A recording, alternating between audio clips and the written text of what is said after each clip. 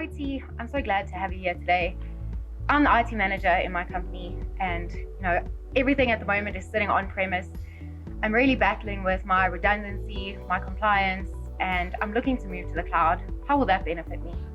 Firstly, you can't be the IT manager. You have way too much hair. But yeah, let's keep that way. So in Azure, Microsoft Cloud, right? So they've got you've got your servers on-prem. They've got their servers in the cloud, right? You've probably got your IT guys always running, shucks, this hard drive's crashed, I need to get a new drive, order from, let's say, another server vendor. And as we know, lockdown stock doesn't arrive, Let's move that into Azure for you, or let's run it in Azure, because guess what? Microsoft looks after that. If a drive goes down, you don't even know that the drive's down.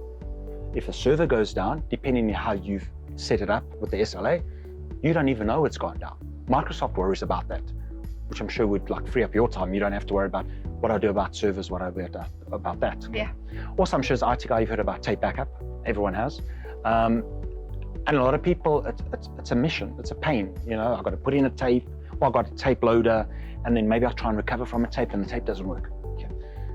Let Microsoft worry about that. Set up an Azure backup with your either on-prem server or in Microsoft Cloud backup, because obviously you still need a backup in the cloud. And the beauty of it is you can actually test your backup. So your IT guy doesn't have to spend 2 hours trying to restore a file. Azure, spin it up, restore the file, it works great, good to go. And that way you could do that. From a compliance point of view, as you know, Microsoft is a small IT company, right? No, they're one of the biggest IT vendors in the world. And they've got one of the biggest and the most compliant cloud out there. If you go to Microsoft Trust website, it actually gives you all the certifications across everything. Now, not just South Africa, but all the standards, European, American, federal standards, all that kind of thing, they are compliant with that. So from a compliancy point of view, you're covered. And if I try and consider a hybrid approach, what is the benefit of that? And is my information going to be secure?